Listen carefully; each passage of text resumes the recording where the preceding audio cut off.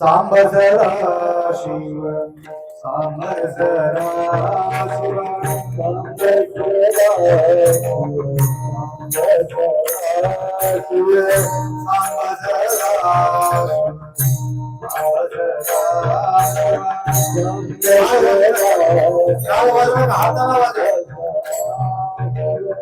सांब जरा शिव सांब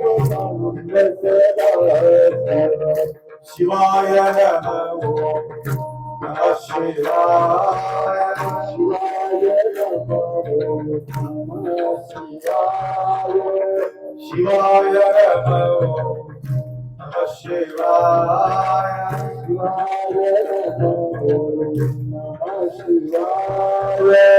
शिवाय नमो नमः शिवाय शिवाय नमो नमः शिवाय शिवाय नमो नमः शिवाय शिवाय नमो नमः शिवाय शिवाय नमो नमः शिवाय शिवो शिवाय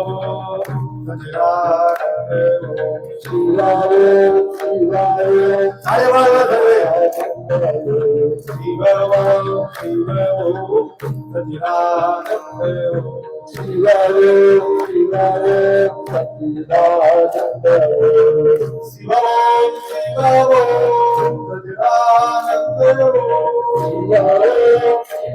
शिवाय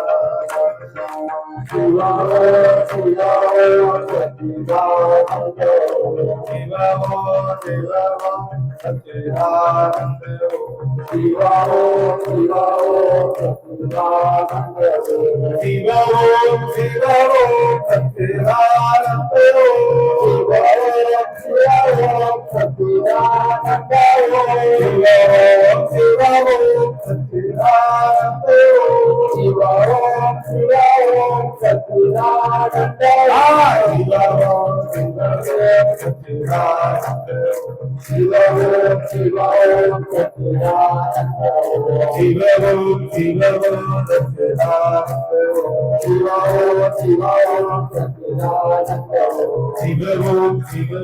सच्चिदानंद शिवाय शिवाय सच्चिदानंद शिवो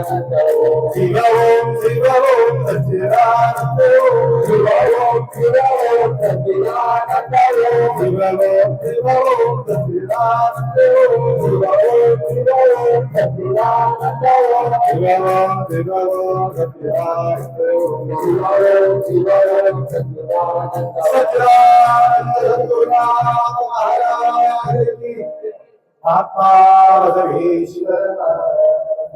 जगद्गुरो पंचाचार्य सद्गुरो बसवलिंग शिवाचार्य सद्गुरो शिवलिंग शिवाचार्य सद्गुरो शिवानंद शिवाचार्य संत शिरोमणि मन्मथ स्वामी महाराज पार्वती परमेश्वर त्रिकालवंदनीय प्रातस्मरणीय पूज्य गुरुवार यांचा स्मरण करो. अखंड शिवनाम सप्ताहातील गंगापूर बराच वेळ मी बोलतो भक्ती भरपूर या अंतर्गत नाम सप्ताहातील आतापर्यंत कीर्तन रूपी सेवा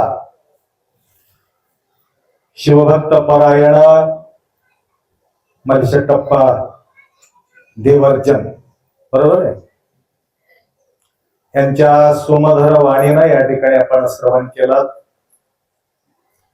या अंतर्गत आज गंगापूरला येण्याचा योग एकमेव कारण आहे.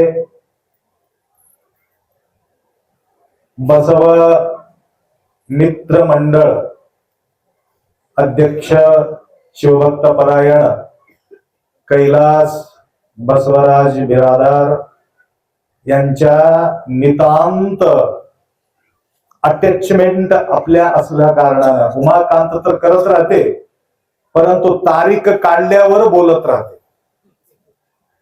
म्हणून प्राण प्रतिष्ठापना संतपूर या नगरी असल्या कारणाने त्यांना मी सांगितलं, आलो 1 तासामध्ये. खोटं बोलायचं बी आम्हाला सवय लागली आम्हाला, कारण मी तुमच्याकडे येणार आहे म्हटलं तर ते आम्हाला येऊ देत नाही, म्हणून आलोच म्हणावं लागते. म्हणून वेळात वेळ काढून आपल्या गावी येण्याचं एकमेव कारण आहे तुम्हा सर्वांचं अतूट प्रेम अतूट भक्ती याला कारणीभूत ठरते, दुसरं काहीच. लक्षात आलं? म्हणून ज्या ठिकाणी आपल्या अत्यंत आवड आहे त्या ठिकाणी वेळाच्या सवड मिळते म्हणे. आवड नसलं तर सवड नाही. लक्षात आलं का? तरी बराच वर्षापासून नामचिंतन सोहळा या ठिकाणी चालू आहे. गेल्या वर्षी आपण पाहिलेले आहेत 60 करोड लोक प्रयागराज मध्ये जाऊन आंघोळ केले. 60 कोटी लोक. तेवढ्या लोकांच्या कल्याण त्या ठिकाणी झाला असेल तर तुमचं झाला नाही का? त्या सगळ्या बसल्यापैकी किती लोक गेले कोणाला माहिती? प्रयागराजला कोणी गेले हात वरता करतात? बरंच गेले बाप्पा. बरं, तुम्हाला तर तेवढंच पुण्य मिळते, या बाकीच्या लोकांना मिळत नाही का? आणि त्यांना आणि तुम्हाला काय फरक आहे तुम्हाला सांगतो. 2 प्रकारचे आंघोळ आहे, बहिरंगाचा आंघोळ आणि अंतरंगाचा आंघोळ. आता महाराजजी बोलले संघ साधूचा असावं. एक आंघोळ साधूचा संगतीमुळं आंघोळ होते, एक आंघोळ गंगाचा स्नानामध्ये होत राहते. संतांचा सहवास केल्यानंतरही सुद्धा आपला शुद्धी होणार आहे, अंतरंग शुद्धी होणार आहे. बहिरंगाचा शुद्धी पाण्याला होतील, परंतु अंतरंगाचा शुद्धी अंतःकरणाचा शुद्धी साधूचा संगतीमुळं होत राहणार. म्हणून अखंड शिवनाम सप्ताह एक प्रकारचे गंगा आहे. गंगापूरमध्ये गावच गंगापूर आहे. मग गंगेला जायचं काय गरज आहे? गावाचं नावच गंगापूर. म्हणून महादेव सर्व देवामध्ये एक महादेव श्रेष्ठ देव म्हणण्याचं एकमेव कारण आहे. महादेवांच्या रूपासारखं कुठल्याही देवी देवतांच्या रूप आम्ही पाहू शकत नाही. काय फरक आहे पाहण्यामध्ये? काय आपल्याला काय मिळते बघा. महादेवाला गंगापूरचे लोकांनी ऐका, गंगा कुठं ठेवली त्यांनी? कुठे ठेवले गंगा? डोक्यावर गंगा ठेवलेले. महादेवाच्या डोक्यावर बसलेले लोक आहे तुम्ही. काय तुम्ही हो का? महादेवांच्या शिरावरती डोक्यावरती गंगा आहे. आणि गंगा आणि त्याला काय म्हणतात इस्तू. पाणी आणि इस्तू एक ठिकाणी राहते का? पाणी आणि इस्तू, पाणीमध्ये इस्तू इजून जाते. आणि महादेव किती हुशार आहे, वरी गंगा ठेवले, खाली इस्तू ठेवले. कुठे इस्तू? इथं इस्तूय. डोळा, तिसरा डोळा, उघड तिसरा डोळा महादेवा, असं म्हणते की नाही? तस इथं वरी पाणी, खाली काय? इस्तूय.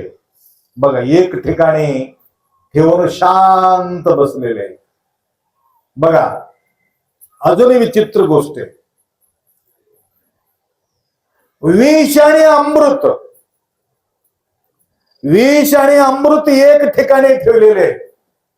मुखामध्ये त्यांच्या अमृत आहे, अमृताचा खाली विषकंठ आहे. विष आणि अमृत एक ठिकाणी राहू शकत नाही. परंतु एकमेव देव आहे तुम्हाला पाहण्यामध्ये मिळतो, तो महादेव. आणि विष बी तेवढंच समजतो, अमृत बी सुद्धा तेवढंच त्यांच्या लक्षात आहे. इस्तू बी तेवढंच आहे आणि गंगा बी तेवढंच. बघा किती विशेषता आहे. निरवळी रे स्वापदे हो समदृष्टी रे, समदृष्टी आहे. अजून तेवढंच नाही, अजून वेगळं वेगळं पाहायला मिळत. यांच्या गळ्यामध्ये साप आहे. साप आणि मोराचं कधी जमत नाही. कार्तिकाचा मोर आहे, यांचा साप आहे, आणि त्याच्या खाली उंदीर बी आहे. बघा, उंदीर बी शांत आहे, साप बी शांत आहे, मोर बी शांत आहे, महादेव बी शांत आहे, कार्तिक बी शांत आहे, गणपती बी शांत आहे, पार्वतीचं वाहन शिव असून सुद्धा शांत आहे, त्याचा बैल असून सुद्धा शांत आहे. तुम्ही आहे का तुमच्या घरी? सासू सोनाचं जमते का?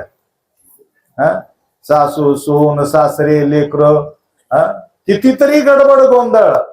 म्हणून त्यांच्या परिवाराला बघून आमच्या संसाराला आम्ही बघायचं आहे.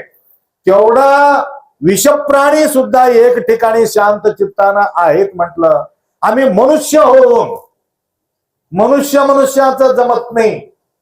त्या प्रकारचे परिवार असेल तर धन्यतयाचे संसार, तिथे गजर नामाचे तो संसार धन्य आहे. अशा प्रकारच्या महादेवांचा जो प्रतीक बघून त्यांच्या सानिध्य मिळवून घेण्यासाठी काय करावं लागेल? सत्संग करावा लागेल. संग असावं. त्या संघामुळे काय होते? आंघोळ तर करणं गरज आहे, परंतु तेवढा लांब जात नसलं तर मी बी जाऊन आलो गंगा ह्याला, प्रयागराजला. काही हे समजून घेऊ, मला बघून बरेचसे लोक महाराज गेले, मला तर आम्ही कशाला सोडावं, जाऊन येऊ म्हणून जाऊन आले. मी जावं म्हणून गेलं नाही, मला घेऊन गेले. लक्षात आलं? तुम्हाला कोणी घेऊन गेले की गेल्या? तुमचं तुम्ही गेला. त्याप्रमाणे एक छोटासा उदाहरण देऊन मी विराम करतो. किती महत्वाचं हे अखंड नामयज्ञ, श्रवण किती महत्वाचं आहे, सप्ताह किती महत्वाचा आहे, श्रवण किती महत्वाचा आहे.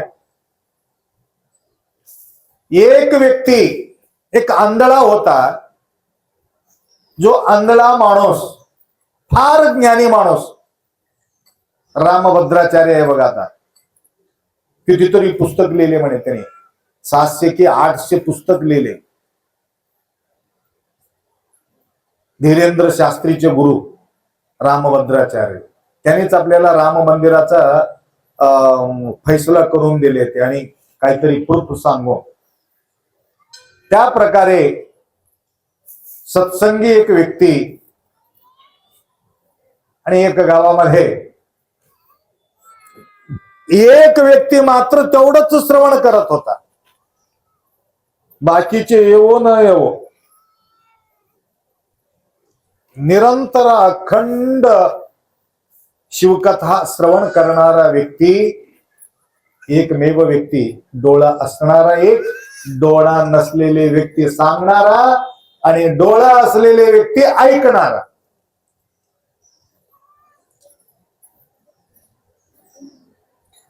आणि गंगा फार जवळ होते त्या गावापासून. ऐकू लागले का माय सगळे? बराच वेळ झाला महाराज कीर्तन सांगितले 2 तास, आणि इथं आपण येऊन बसलो किती तास सांगते. तुमच्यापेक्षा घाई मला आहे.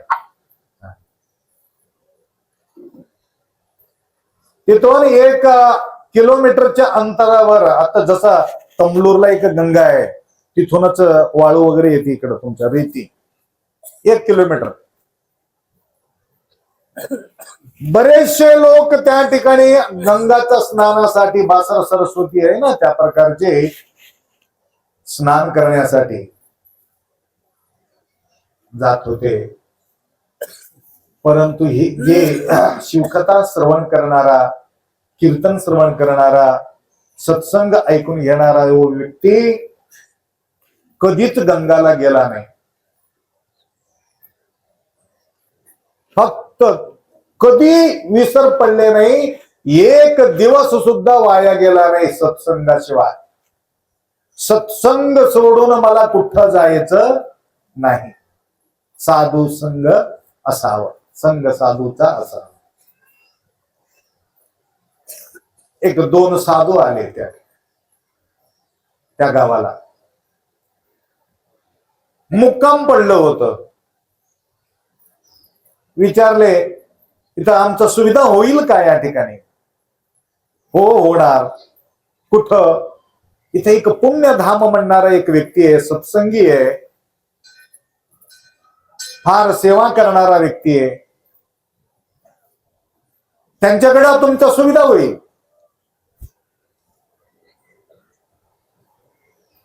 हुडकत गेले, त्या ठिकाणी जाऊन भेटले. पुण्यधामा तुम्ही आहात का? हो गुरुजी. तर आमची व्यवस्था होईल का तुमच्याकडं? शरणार बरा वेनगे प्राण जीवाळ होईल. संत आले घरा म्हणता ना तुम्ही, तोची दिवाळी दसरा. तुम्ही होऊन माझ्या घरापर्यंत तुम्ही आलात, बिलकुल सेवा करतो. आणि आज आमचा मुक्काम आहे, बिलकुल मुक्काम करा. फर्स्ट क्लास व्यवस्था त्या संतांचा त्यांनी केलं.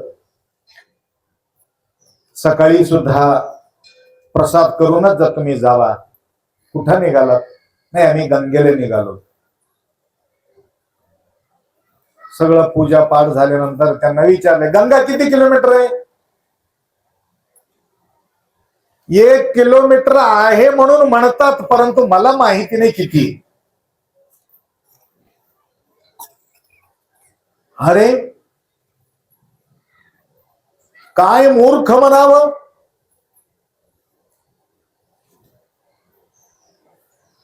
आम्ही तुझ्या घरी राहून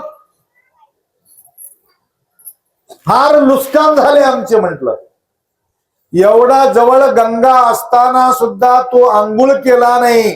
तुझ्यासारखा पापी माणसांच्या घरी आम्ही काय केलो? मुक्काम केलो. रात्री प्रसाद, सकाळी प्रसाद, आमचं वाया गेले म्हटलं. म्हणून राग रागाना ते निघून गेले तिथं. रागानं निघून गेले. काय सेवा करणारे राहतात तुम्हाला सांगू. शिवाचा गुणगान ऐकल्यानंतर लोक काय काय भारावून जातात. आपा कुठं निघालात म्हणून दर्शन घेतले. एक माणूस मला गंगापूरला चाललो. कशाला? सप्ताह चालू आहे. आमचं सेवा करता का थोडं? म्हणले, काय सेवा? आम्ही थोडं केळी देतो, वाटप करा. म्हणले, केळी दिली. किती भाव.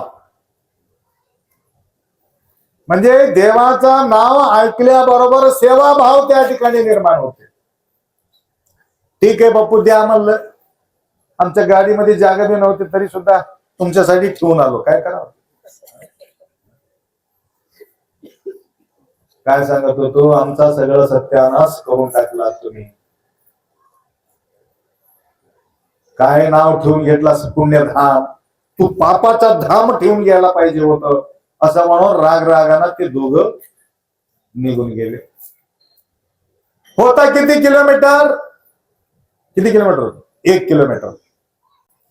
जसं जसं हे लोक जात होते तसं तसं नदी पलीकडे जात होती.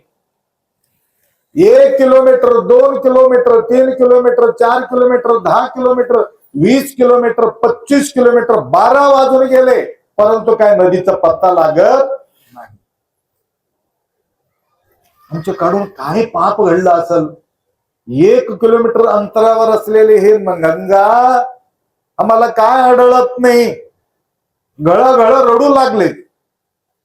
त्यावेळा गंगा प्रकटले. काय झाले तुम्हाला? काय माता, हे माझं आमचं काही आंघोळ होती की नाही, हे असं कसं झालं? एक पुण्य पुरुष व्यक्तीला तुम्ही अवहेळन करून निघून आलात. जोपर्यंत त्याला तुम्ही क्षमा याचना मागणार नाही तोपर्यंत गंगामध्ये तुम्हाला आंघोळ करायचा अधिकार नाही. त्यावेळी त्यांच्या लक्षात आलं.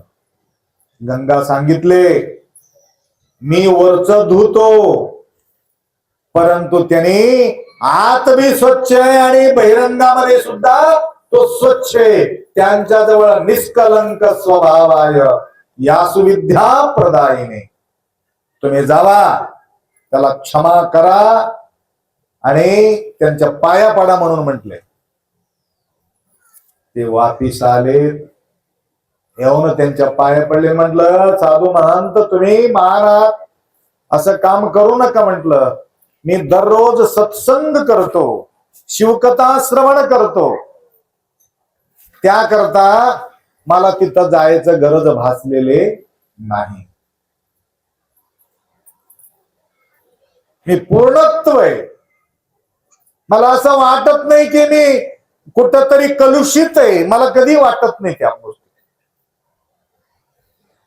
बघा, या ठिकाणी राहून अखंड नामयज्ञ या सत्संगामध्ये बसल्यानंतर तुम्हाला कुठं जायचं गरज भासणार नाही. सर्वात महान असलेले लोक या जगामध्ये म्हटलं तर वीरशैव लिंगायत परंपरा आहे. कौठळकर महाराज. कौठळकर महाराजांचा एवढा ऊर्जा आहे. परवा कपिलधारला आले होते, म्हणजे श्रावण मास मध्ये कधीतरी आले होते. आपण मी प्रवचन करू का म्हटले. तुम्हाला कसं प्रवचन करता येते म्हटलं. माईक दिलं तर 1 तास सोडलाच नाही. ते एवढं अवस्थामध्ये त्यांनी प्रवचन केलं. एवढं खडखडीत. पहिले कीर्तनकार येते, तुम्ही आत्ताचं कीर्तन, परंतु पहिलेच कीर्तनकार येते. पूर्वी भगवंतराव पाटील, हे देवदास पाटील ताकबिडकर, आपले करंजीकर बाबू आणि सांगवे अप्पा, अजून बोमणगे गुरुजी होते. सुरू बोमणगे गुरुजी, त्यांनी बी करत होते. हे सगळे जुनं खोड आहेत. तर एवढा ऊर्जा भरलेला आहे. तुम्हाला सांगत होतो, वीरशैव लिंगायत परंपरांसारखं श्रेष्ठ तत्व कुठल्याही तत्वामध्ये तुम्हाला आढळू शकत नाही. श्रेष्ठ तेवढंच भटकलेले परिवार म्हटलं तर लिंगायतच. याला कुठं पळापळी करायचं गरजच नाही. कुठल्या देवाला जायचं गरज नाही तुम्हाला. ऐकून घ्या माय, कुठं जायचं गरज नाही. ना सिंगणापूरला जायचं आहे, ना तिरुपतीला जायचं आहे, ना शिर्डीला जायचं आहे, ना पद्मनाभाला जायचंय. कुठं जायचं गरज नाही. मग कशाला जाऊ आपण. जातात ना लोक. कशासाठी जाता तुम्ही? देवासाठी जाता. बरोबर आहे, देवासाठी तुम्ही जा. देव तिथं आहे का? आता आम्ही काय म्हणत होतो, देव तिथं आहे का म्हटले बरोबर काय झाले? करंट गेला. ह्याचा अर्थ तिथं देव नाही. मग देव कुठे आहे? जनरेटर चालू झाले, इथंच देव आहे. आपला जनरेटर कुठे आहे? आमच्या गळ्यात आहे.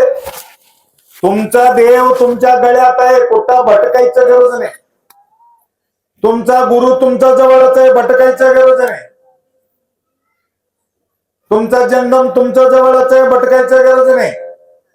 गुरुला सोडतो भटकत राहतो, देवाला सोडतो भटकत जातो.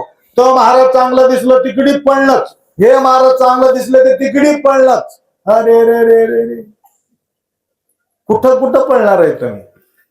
त्या दोन साधू सारखं पळणं चालू आहे तुमचं. कुठं गेलं तरी बी तुमचं धूत नाही माही, लक्षात घ्या तुम्ही. हा, बघण्यासाठी जावा तुम्ही, परंतु देवासाठी मात्र जाऊ नका. लक्षात आलं? बघण्यासाठी जावा, मज्जा करा. तिथं घरामध्ये राहून राहून कंटाळा आलेले असते, कंटाळा. आणि 4 दिवस हो जाऊन येऊन माताजी जाऊन आले, कुठेतरी गेली. कैलासची आई कुठेतरी गेली, ती मी आलतो इथं. काशीला गेलते का? काशीला बघण्यासाठी जायचं, देव हुडकण्यासाठी जायचं नाही. देव तुमच्या गळ्यातच आहे, गुरु तुमच्या जवळच आहे. लक्षात आलं का? म्हणून अति भटकणारा परिवार म्हटलं लिंगायत लोकच. कुठं बी गेलं तर लिंगायतच दिसतात, दुसरं कोणी दिसत नाही जास्त. म्हणून असं भटकल्या काय होते, काय होते तुम्हाला सांगू का? पहिले एकदा बोललो होतो, उमाकांतला आठवण आहे की नाही? की आठवण आहे की नाही? की कट्टिदा लिंगव बिट्टू ಬೆಟ್ಟದ ಲಿಂಗಕ್ಕೆ ಹೋಗಿ ಹೊಟ್ಟಿ ಅಡಿಯಾಗಿ ಬೀಳುವ ಖಟ್ಟಿ ನಿವುಳರ ಕಂಡರೆ ಎಡಕಾಲಿನ ಪಾದರಕ್ಷೆಯ ತೆಗೆದುಕೊಂಡು लटलटने ಹೊಡೆಯಂದಾತ अंबिगर चौडಯ್ಯ. कळालं का हो तुम्हाला? कळालं नाही? लिंगायताला शिवे दिले एक माणूस, मी नाही, एक माणूस. काय शिवे दिले? संत लक्ष्मण महाराज सारखं, शिवदास माऊली सारखं एक वचन लिहिले, कट्टिदा लिंगव बिट्टू. हे बांधलेले लिंग सोडून ठेवलेले लिंगासाठी गेलो जावं. पुरलेले लिंग ते कुठं? बाहेर पुरलेले लिंग, गळ्यात बांधलेले लिंग, गळ्यात बांधलेले लिंग बाजूला ठेवून तिथं स्थापन केलेले लिंगाला जाऊन एखादी आडवं पडणारे लांब साष्टांग दंडवत टाकत असेल तर तशा माणसाला डाव्या पायातला चप्पल घेऊन खंड खंड खंड वाजा म्हणले. मी नाही, ती. डावा पायातलं कस काय, उजव्या पायातलं कस काय नाही? डाव्या पायातलं मजबूत राहते, उजव्या पायातलं झिजलेले राहते. म्हणून मार मोठा लागावा म्हणून डाव्या पायातला घ्या म्हणले. म्हणून या लिंगाला बाजूला ठेवून तिथं जाऊन दर्शन घ्यायचं नाही. घेत असलं तर बी असं करो, तुमच्या लिंगाचं दर्शन नंतर त्या देवाचं दर्शन. तिथं वेगळा नाही, इथं वेगळा नाही. परंतु ह्याला कमी समजून त्या ठिकाणी जाऊन तुम्ही पाय पाडत असाल तर तुमचं कधी कल्याण होणार नाही. म्हणून तुम्ही ज्या ठिकाणी आहात त्या ठिकाणी गंगा आहे, ज्ञान गंगा आहे. ते पाणीचा गंगा आहे, इथं ज्ञान गंगा आहे. आणि या गंगा स्नान करण्यासाठी डॉक्टर सद्गुरु शिवलिंग शिवाचार्य गुरुमाऊली प्रत्येक गावोगावी काय केलं? अखंड शिवनाम सप्ताह केलं. गंगाला जायचं गरज नाही म्हणून सप्ताह ठरवले, दुसरं काय नाही. मग आम्ही गेलेले गलती झाला का महाराज? गलती कशाला? आनंद लुटण्यासाठी जायचं. आम्ही मी गेलो रथामध्ये बसून मस्त, माझा आमचा मस्त हे केले, शोभायात्रा काढली गंगेमध्ये. तिथं भारी भारी रथामध्ये बसून सगळीकडे फिरत राहतो. मी करत नव्हतो आंघोळ, परंतु ते महाराज जबरदस्ती करून तुमच्या पाया ठेवो आमच्या डोक्यावर म्हणून आंघोळ घालून घेतले. तर सांगायचं म्हणजे खरा गंगा स्नान म्हणजे आता महाराजजी जे बोलले कीर्तनाच्या माध्यमातून, हे श्रवण केलं, मन पवित्र होते, चित्त शुद्ध होते, बुद्धी शुद्ध होते, मन शुद्ध होते. मन बुद्धी चित्त अहंकार संपूर्ण क्लिअर होते. अशा प्रकारच्या क्लिअरिटी करण्याकरता हे अंगुळे. म्हणून प्रतिवर्षी अखंड नामयज्ञ सोहळा या ठिकाणी आपण साजरी करत आहोत. या अंतर्गत भक्ती भावनेनं श्रद्धेनं विश्वास ठेवून ज्यावेळी आपण ऐकतो श्रवण करतो गुरुमाऊलीच्या प्रति निष्ठा बाळगतो निष्ठेनंच तुमचं सगळं कल्याण होते. निष्ठा नसेल तर कधी कल्याण होत नाही. आता माताजीला बघून आम्हाला आठवण आला. आता मला मग बोलत होती काय म्हणत होते त्याला कॅन्सर झाला होता. ते माहिला आहे बघा हात वर केली बघा. त्याला कॅन्सर झाला होता कमी होते माय म्हणलं तेवढंच ऐकली तेवढंच कमी होऊन गेले वेळेला. आता औषध नाही काय नाही म्हणून म्हणत होती आई बघा. आठविता पोटी धावे तयाचे निष्ठेनं हाक मारावा लागेल. औषध सुद्धा लागणार नाही सगळं काम तमाम होते. म्हणून दर दिवस लिंगावरती तीर्थ प्राशन करत असताना निष्ठेनं गुरुपादोदक लिंग पादोदक जंगम पादोदक असं म्हणून गुरुचं स्मरण लिंगाचं स्मरण जंगमाचं स्मरण करून आता ठेवून असं तीर्थ प्राशन करून कपड्याला न पुसता हातालाच कोरडा करून नंतर फक्त विभूती लावून ठेवायचं. लक्षात आलं का? शुद्ध अंतःकरणानं तुम्ही तीर्थ घेतलं. पाकारे पावनम ज्ञानम दोकारे दोषनाशनम दकारांत दयाकारम ककारम कर्मनाशनम. बघा पादोदक डेली सकाळी उठून शुचिरभूत होऊन लिंग पूजा करून गुरुचं स्मरण करून टाकायचं. लिंगाचं स्मरण करून टाकायचं. शंभूचं स्मरण करून टाकायचं. पाणी 3 वेळ करून नन गुरु आणि लिंग जंगमाची सेवा असं म्हणून मनमत माऊली म्हटलेले आहे. या ठिकाणी तर लिंगायत परंपरा भरपूर आहे. फक्त लिंगायत लोकाला म्हणून मी म्हणत नाही. कालच मी प्रवचन मध्ये बोललो 2दा-3दा बोललो. घडलेल्या घटना बोलले की मला समाधान वाटते. लक्षात आलं का? एक शिंदी पिणारी बाई येऊन मला भिक्षा घेत तू म्हटली. कोण? शिंदी पिणारी. शिंदी म्हणजे कळालं का? शिंदी शिंदी दारू वेगळं शिंदी वेगळं. हा ते झाड राहते बघा शिंदीचं. शिंदीचं झाड ते पिणारी एक माणूस पकडून आणला. आपा याने दीक्षा घेतो म्हटले. शिंदी पिते की मी शिंदी सोडून देतो म्हण. शिंदी पित होते गलीज बी खात होते सगळं करत होते. नवरा दारू पियायचा ह्याला शिंदी पियायचं. दोघांच्या जोडी लागले होते. दोघालाही धरून आणले होते. 4 वर्षाच्या नंतर त्यांचे भेट पडलं आम्हाला. आपा हे नेम सांगा या लिंगाचा नेम सांगा म्हटलं. काय नाही माय हे लिंग गळ्यातला काढून बाजूला ठेवू नको आणि पूजा करत असलं तर सावधान पूजन कर म्हणलो मी. लवकर सांगतो तुम्हाला. कालच मी कन्नड मध्ये प्रवचन मध्ये बोललो. दररोज लिंग पूजा करायचं. पाणी टाकायचं विभूती लावायचं 108 जप करायचा 3 वेळ तीर्थ घालायचा प्यायचं. 5 मिनिटांमध्ये तुझं पूजा होऊन जाते. No tension no problem. फार सोपं आहे म्हणले. परंतु लिंग बांधून ठेवणं गरज आहे. कारण शिंदी जवळ जात नाही. हे जवळ असलं तर जवळ लिंग नसलं तर शिंदीकडे जाते माणूस. बीडीकडे जाते दारूकडे जाते. गळ्यात लिंग ठेवून एखादी आम्ही काहीतरी काम करू लागलो त्याच्या एवढा मोठा पाप दुसरा कोणतीही नाही. लक्षात आलं? नाही तर असं समजून येऊ नका लिंग बाजूला ठेवून सगळं करून नंतर लिंग घालून घ्यायचा विचार करतील. नाही तर हुशार लोक काय करतात डोकं लढीत लोक. फार विचित्र. 4 वर्षाच्या नंतर परवा शिवरात्रीला महाराज शिवरात्रीला मी त्या गावाला गेलो. पाय धरून घळ घळ रडत होती. तेलुगू बोलतो. ఏమైంది అమ్మా మీకేమైంది ఎందుకోసం ఏడుస్తున్నావు ఏమైంది? ఏం లేదు మహారాజ్ ఒక పని మీకు చెప్తా तुम्हाला सांगतो मी. काय झाले माय? काय नाही 5-6 दिवसापूर्वी माझा हातातला लिंग खाली पडलं. पूजा करता वेळेस लिंग खाली पडलं. मग घडलेली घटना बोललो तुम्हाला. कोण होती ती बाई माहितीये का? कोण होती? शिंदी पिणारी होती. खट्ट दिशी सोडून दिली.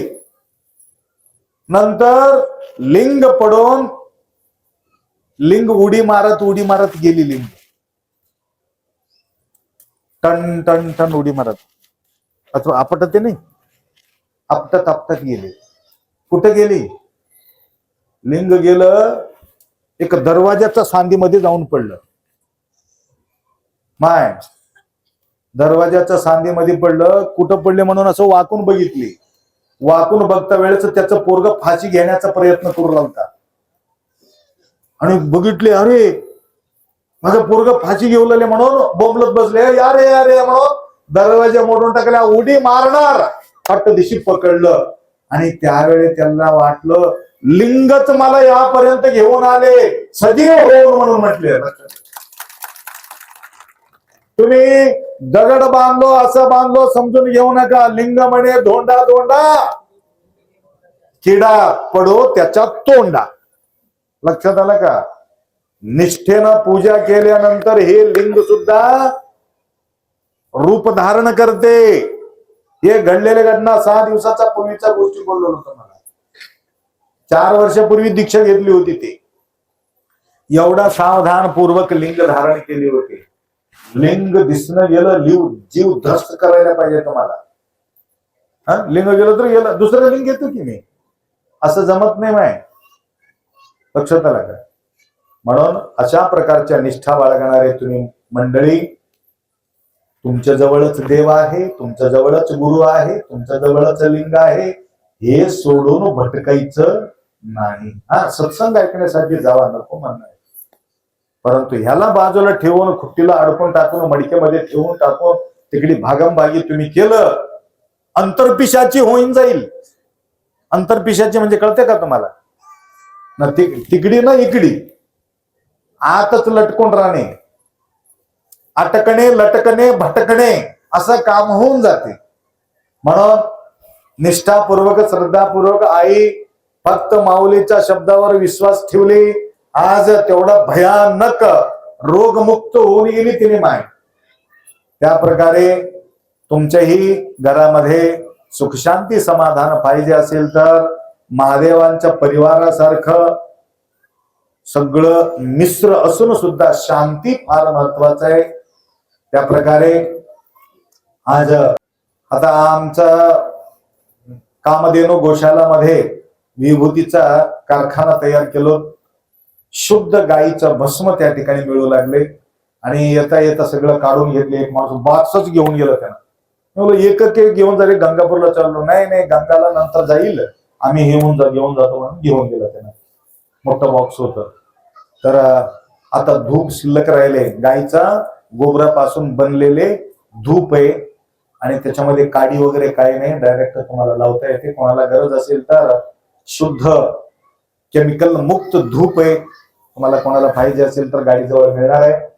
तुम्ही घेऊन सुगंध वातावरण त्या घरामध्ये, कारण हे अगरबत्ती जे आपण लावतो केमिकलचे अगरबत्ती असल्यामुळे मी कुठेही अगरबत्ती लावत नाही. कॅन्सर होण्याचा शक्यता आहे त्यापासून. त्याकरता सावधान राहा, एवढा अपेक्षा बाळगतो. आपल्या या गावी वेळात वेळ, आता कैलास म्हणत होते आपल्या गावाला आले की तुम्हाला कसं वाटते? आपण मला वाटतं इथंच राहावं, परंतु मजबुरी असं आहे की जावं. मजबुरीनं आम्ही जातो. तुम्हाला वाटत असेल महाराज इथं राहतच नाही, आमचा मजबुरी आहे. तुम्ही बी कधी मठाला आल्यानंतर तुम्हाला बी मठामध्ये राहावं वाटते, परंतु काय करता? गंगापूरचे आले, 5-6 दिवस राहिले होते या वर्षी, अजून आले. मी म्हटलं राहा, म्हटलं नाही जावं लागते, लेकरं आहेत त्यांची. मग आमचे बी मोठे मोठे लेकरं आहेत प्रत्येक गावामध्ये, सगळ्याला भेटावं वाटते. परंतु इथं लाडका लेकरं आहेत. गंगापूरला लाडकं लेकरं आहेत, जास्त लाड करणारे आहेत. म्हणून इकडे वेळ घेऊन आम्ही आलो. फार आनंद वाटला. वेळाच्या अभावी फार लांब जायचंय. तुम्हाला सर्वांचं इथे चिंतन करतो. 2 शब्द या ठिकाणी विराम करू. आणि हे प्रसाद वाटप करत होते. मी म्हटलं हे वाटप करत बसले की मग खळबळ होते म्हणून, गडबड होतील म्हणून मी रोखविलो. आता खरा प्रसाद तुम्हाला भेटलं, आता हे प्रसाद नंतर खात जावा. लक्षात आलं. संत शिरोमणी मन्मथ स्वामी महाराज की हर हर हर हर हर